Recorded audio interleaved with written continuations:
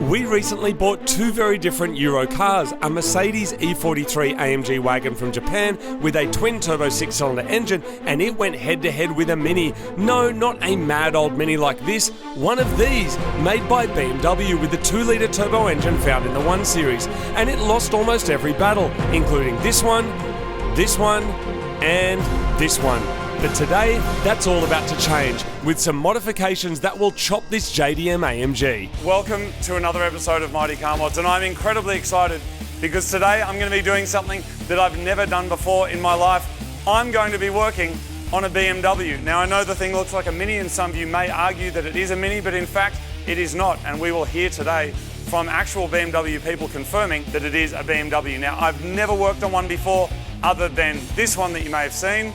But of course, we fixed that with a V8 today. We're going to be working on this and we have got so much stuff to do. I do want to say a massive shout out to Eurowork. I spoke to Oscar and the team down here and they said, we're renovating, it's really busy, it's noisy, it's messy. I'm like, just give me a hoist and give me a person and I will BMW apprentice. And that is what I'm about to do. So let's dive right into it.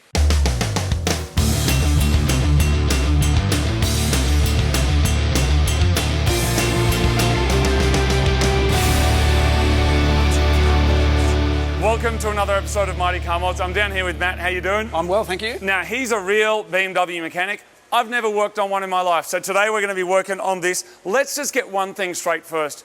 Is this a BMW? It's certainly made by BMW, and they part spin a lot of stuff, so I'd say it's a BMW. BMW engine, everything's made by BMW. I drive a Patrol, I ride a Grom, so I've got the spectrum of size there. Oh, so you're into four-wheel drives as well? I do, yeah. Which will be perfect for the size of the new Mini. It's big. Have you seen Mighty Car Mods before? I have. I've been watching for a long time. Okay, have you got any favourite builds or cars? I really like your real Mini. I like the nuggety things. So we are going to throw a whole bunch of mods at this car. Hopefully we're going to be able to beat Marty's AMG with it. Let's have a look and see what we're chucking on this car. And then I'm very excited to apprentice for you today and learn from you. So thanks for having me. Best. So our plan for this BMW Mini is to basically throw a catalogue at it. Now, MMX is an aftermarket parts supplier from the UK. They specialise in BMWs and Minis. I got to be honest, I don't know exactly what's here. They just sent a bunch of stuff to Australia. What I do know is that they make a big brake kit that's here. We've got a front mount. We've got a turbo back exhaust, including a system from Miltech that they sent over. We've got some white line parts to go on. We'll inspect the car first and see if it needs anything else that might be good to do while it's apart. Work on the systems while we're in there so we don't have to do work twice. They are a bit annoying, but if you follow the procedures, they're not that bad. Follow the procedures. Spoken by a true BMW mechanic. When you're modifying your car, it can be really helpful to have a clear goal first of what you want your car to be able to do and what you're trying to achieve. In my case, I want the Mini to present like a bit of a sleeper, but be able to beat the AMG in every conceivable performance test, from acceleration, roll racing, track times, handling, and braking. That's ridiculous. If you've seen our show before, you may be familiar with the term we use called wreck it. It was born from people saying that cars are perfect from the factory, and if you modify them, you wreck it. These people have no idea what they're talking about, by the way, but this term became the perfect acronym for modifying your car. Wheels, rubber, exhaust, coilovers or springs, kit, intake and tune. Of course you can do some of these or all of these, but it's a great starting point to cover 90% of what most people will do with a modern car, so that's exactly what's going to happen with this Mini. You can also just do a few of these mods, and we usually recommend starting with wheels and tyres and working your way through the list in order, finishing with the tune once you know exactly what mods are going to be going on your car. That will determine the final power figure when you're doing a custom tune, so hit that tune last. But our first step is to jack up the car and check for any existing damage or issues, because I bought this car off Marketplace as the cheapest Mini Cooper S in the country. So what are you going to look for first? Just stuff leaking out of it, basically? Pretty much. You can get an idea by checking levels. Coolant is kind of low, to be honest. Checking engine mounts, that's fed. That one's what? The engine mounts. See how much it's cracked and leaking? Oh, yeah. So that's gone. Okay, good. And it looks like it has not been done before. Because they usually have wetness marks around the trims. Yep. Yeah, so that's fed. Do you say that's fed? Yeah. Is that, do young people say that? I don't know, maybe. That's Cooked. fed. Cooked? I'll go. Oh, cooked. We can do cooked. You got to cook it before you feed it, right? Another big one to check on these cars is the water pump and the oil filter housing, which are hidden underneath 532 8mm bolts, which are holding on this under tray. But after inspection, they are looking all good. But with everything given the all clear, my BMW apprenticeship can now begin, with me literally failing the very first task of removing the wheels. Make it look as dramatic as possible. It's not going anywhere. Oh, that's red hot, bro. Just leave it hanging there. Oh, you can't do that? Sometimes they fall off. The center ring is holding it up. You just have to keep it on the center. Oh, right. So it doesn't actually take any effort. Oh, that's a pro tip. Yeah. I'm so excited to apply the knowledge of my new pro tip of holding the wheels against the hub-centric ring, but I'm not so excited that I am going to leave it like this. This Mini will get a full stud conversion, making swapping between street wheels and track wheels much easier and much quicker. Many European cars use bolts on the wheels instead of studs because of German spreadsheet efficiency, but studs are way easier for quick changes because the wheels don't fall off once the nuts are undone. There is an argument that studs are better for track performance, but I don't totally buy that one. Next up, we're finding all of the hidden SideQuest bolts and connectors so that the front bumper can come off so we can access the intercooler and replace it with something bigger and better. What is that? Why? Why BMW? What I'm learning about this BMW already is it's just very complicated and there's stuff everywhere. It's like removing the intercooler is the final boss in the game, but you have to defeat his 50 henchmen before you get to him. We're just going to drop the frame. We've got suspension to do, we've got this to do, we've got pipes to do. It's all easier with the frame out, and the frame is so easy to drop anyway. So We'll do that next, and it will look like overkill, but it makes everything a lot easier. And then a lot of things will happen all at once. Boost makes heat and heat makes engine sad, so an upgraded intercooler means more consistent power and less issues with heat soak. We're upgrading it with a big one like this, except this particular one doesn't fit my model Mini, but I didn't know that yet. What's going on in here? Is this a bit of BMW stuff? Since we've taken the steering shaft off, because the steering rack will come out with the subframe, we don't want the clock spring to rotate in one direction or the other. And so just lock the steering wheel in place with a seat belt. We've had to do this so many times, and it's never occurred to me just to put a belt through it. Like, it's just, I'm giving you the high five of BMW-ness. These Minis are available in markets all over the world, including the USA, and in Japan they absolutely love them and love modifying them. Strangely enough, when you're in Japan, it's more likely that you'll see a Mini like this rolling down a city street than you would a modified JDM Hero. It is very strange. So you can see just how much work this one dog bone mount does by how much movement there now is in the engine. Look at this. All of that being stopped by that. Still axle tramping down the road though. We're in the process of removing the front subframe to make installing our mods much easier, and later we'll be removing the rear subframe, but for now we need access to install our aftermarket dump pipe, which can unlock massive amounts of power on this B48 twin power turbo engine. And don't even mention the twin power thing. This is not twin turbo. Originally it referred to twin scroll turbos, and then it became a marketing term referring to dual valve timing. But anyway, this is a very common engine used across the BMW family, including the 1, 2 and 3 series cars, as well as the BMW X1, X2 and Z4. You can even get this engine in the new Toyota Supra, and with the right mods, it's capable of making excellent power. Do you always put your clamps the same way? Like, would it be weird for you to do that? Try and hide the head of it if it's in the engine bay. I'll put them underneath the pipe so it just looks nice and clean. Yeah. But if they're visible, then I'll have them all lined up. In this case, I'm going to put on this side because if it was round this way, it will rub up against the sump. Yep. And so we'll leave the clearance on that side, and there's plenty of space.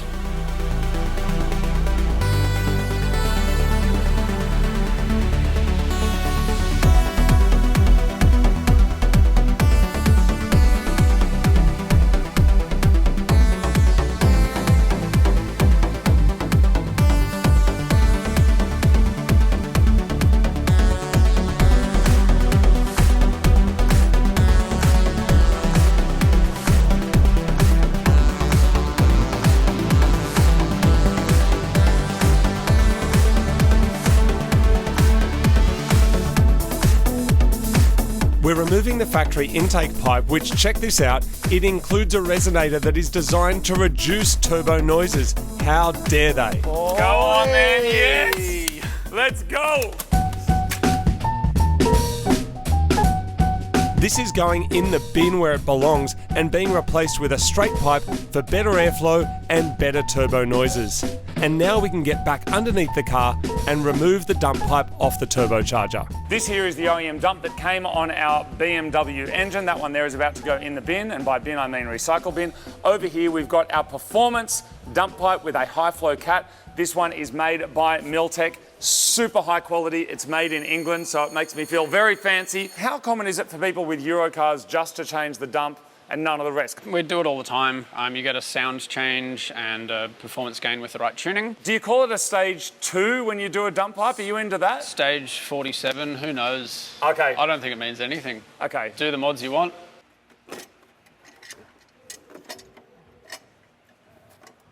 We have been using Miltech exhaust systems for years. Very kindly, they send them over to us when we're doing these Euro kind of builds. And what I got to say is the stuff just fits like every time. We've never had a problem with it. With the dump pipe and the heat shield back on, I'm hooking my man up with some mad new loot. Along with some power tools, there is a whole selection of MCM merch which you can check out on the Mighty Car Mods website. Now we can install the new intake resonator delete pipe.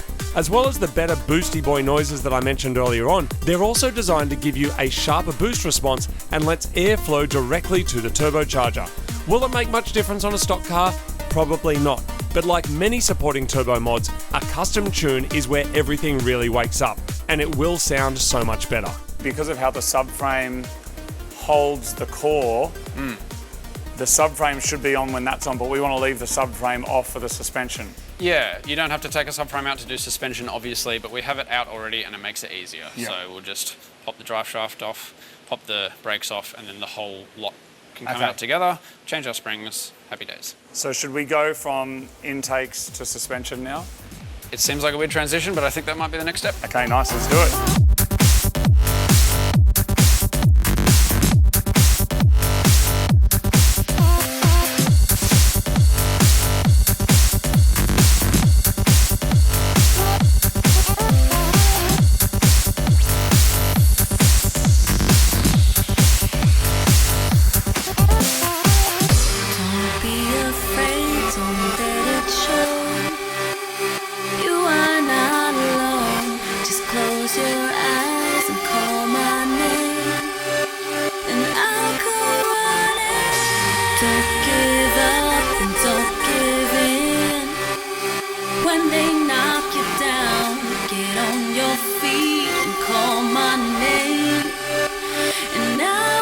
So Matt, that came out so easy. I'm often finding myself with a pry bar and a hammer trying to pry that open. I know there's specialty tools for it, but what do you use? Yeah, you can get the ones that spread it. I modelled this bolt off a BMW special tool, which is pretty much looks like that, but I don't have to walk over and get the tool. Just ground down a bolt, shove it in, turn it 90 degrees, opens that up, out it slides. May not look very fancy, but it gets the job done. Installing lowered springs can sometimes make more sense than the full adjustability of coilovers, particularly when there's factory adaptive dampers. Mildly lowered springs with adaptive dampers are meant to be the best of both worlds, a blend of day-to-day comfort during the week, but capable of getting serious with the breakneck performance required at the KFC drive-thru. These springs will give me around a 20 to 25mm drop, which is 1 inch of freedom units, giving a more aggressive stance while reducing body roll. And they'll be paired with a set of white line sway bars on the front and the rear for exceptional grip, while also allowing the factory dampers to keep doing their magic when I'm not busy chopping Marty's AMG land barge. The car has somewhat of an identity issue. Now inside the door it says this is a John Cooper Works Mini Cooper S. It's not a John Cooper Works, and a lot of the parts that we got were for a John Cooper Works because there are too many variants of Minis. There are a lot. And that makes things very confusing. So a lot of the stuff that we showed you that was going to fit did not fit. Can you run us through what you've worked out over here? Yeah, just off camera, I took some measurements of the stock intercooler, the new intercooler, and a few different measurements with tank heights and how it interacts with the radiator in the car. Short version is that it didn't fit. And so at some point we're like, it doesn't fit around the radiator. Do we front end convert this to a JCW? It turns out getting a Mini Cooper S front mount intercooler is almost impossible in this country. They're very hard to find, but AirTech Motorsport, these are made in the UK. This one was available, so we have it and it's here. They sent it over, so thank you very much. So we're going to install that. Yep. And hopefully that fits. Let's be honest, we don't know, do we? We'll find out. We'll find out. So many combinations. And then today we're also going to be diving into brakes as well, and whatever else we can get our hands on. Yeah, there's a few extra little bits and some rear springs as well to match the front. There's around 100 variants of BMW Minis, and that's not including regional differences and facelifts. So if you're buying parts, good luck, because it can be an ecosystem of confusion. But this cooler is made for my model Cooper S, so it will fit. And while a big aftermarket intercooler doesn't automatically give you more power, it will reduce heat soak, meaning it's better for the track and repeated hard pulls, known as RHP, which is very different to the RHP that Mercedes owners are usually practicing. If you've been following the progress of this Mini so far, you would have seen that I'm going for a completely black and stealthy look, which is why we've de-chromed it. It's got black badges, black wheels and stuff as well. So I am going to black out the intercooler as well. This is some CRC matte blacket. It's quick dry. I'm putting on a super light coat to make sure that I don't clog any of the fins. And with that done, the intercooler is successfully installed. And you can see just how much bigger it is compared to the factory cooler. Now we can connect the cooler pipes and then move on to the intake. All right, so while we're at the front end of the car, we are going to do the intake. Luckily, this one here is for Cooper, Cooper S and JCW. According to this, the actual installation looks very good with like full color photos. It's 31 steps, but it does say on the front that it's recommended a competent mechanic carries this out. So I guess should we? Well, I'm here too, so we should be all right. No, but it says competent. Oh. According to the internet, some pod filters add 50 horsepower, summon boost instantly, and transforms your Barina into a supercar. Yes, pod filters, they are a thing of myth and legend. But with a tune and a heat shield like this one, when they're properly designed, there is actually power to be made. These can be installed directly onto the factory intake pipe or the resonator delete pipe for some extra intake noises, and I am all for it. And this one here has some of the best install instructions I've ever seen, so 10 out of 10 for that. Other than some injectors that I'm going to be installing later on when I give this car a service, the engine work is done. So there is still a lot to do, but our work in the engine bay is finished, and I'm sure you'll agree with me that that is a foul-looking engine. Luckily, we have this engine cover that can go on, and it begs the question, what is twin power turbo? What does that actually mean? Because this is not twin turbo. No, it's not twin turbo. BMW used to make twin turbo engine, the N54, which is well loved. And then they went to the N55, which was a twin scroll single turbocharger. And all the people who had twin turbo on their engine cover got upset when I didn't say that anymore. So marketing went, oh, we'll go twin power turbo. It harnesses the power of turbocharging and Valvetronic and stuff like that. That's what BMW told me. It's marketing. But which part of it's twin? It's none of it. It uses multiple technologies, and they went, let's put the word twin in there because the people love it. Great. I don't buy it. Give the people what they want. That's it. Hashtag BMW. All right, what are we doing? Sway bars? Yeah. Or front end? What do you want to do? You're a mechanic, I'm not. We'll bring the car back up in the air and do the sway bar while the subframe is out. Yep. And then we can put that back in and the front end can go back together. And then we can do the same sway bar job on the rear. And then the other stuff.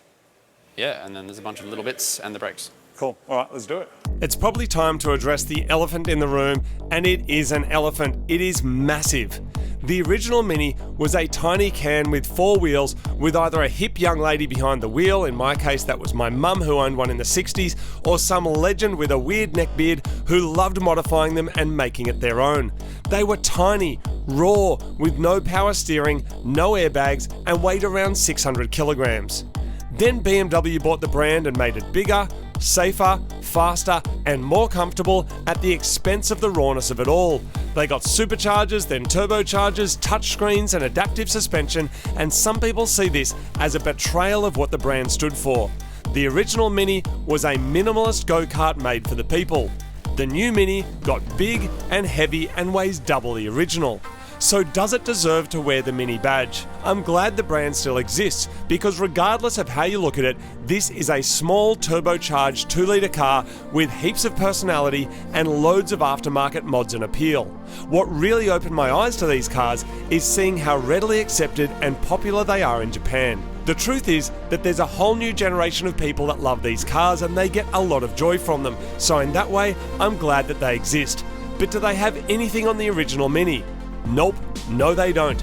This is a big Mini, and as such, I shall refer to it as the Binny. So this here is the old engine mount, and you can see just how shagged it is. Like, with that split there, you can see like it's not actually functioning at all, and there is a lot of juice coming out of it all over the floor.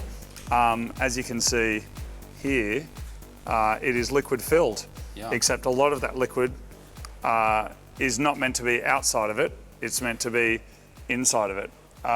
Why does this happen? Is this a front wheel drive thing? It is a front wheel drive thing. Is this like that? Yeah, as you try and accelerate, the engine is torquing up and rotating, which is normally okay in a rear wheel drive car because the mounts hold it securely, but this it wants to twist the whole engine, and there's one mount on the bottom that's working really hard to stop it from rolling around, but there's only so much it can do, and these will eventually flog out. You can see a stark difference between that and that, just completely split there. If it's weakened and starting to go and then you start driving really hard, it'll obviously exacerbate it. Being that there's some clearance here, but this has no clearance at all, you're going to feel that as well in the car. Yeah, when they collapse fully, you get a lot of vibration through the cabin. You put a new engine mount in, it feels like a new car. Let's chuck that in the bin. Yeah, we'll transfer over a couple of bits and then stick it back in. Sometimes modifying a car is not just about making 1,000 horsepower or breaking the internet. It's about learning about a platform, making new friends, and getting a better understanding of different ways of working, and that has been my experience with this BMW Binny. As an owner of a classic Mini, I'm looking forward to seeing what this car's like once it's modified, and seeing if it can earn its place in the MCM garage.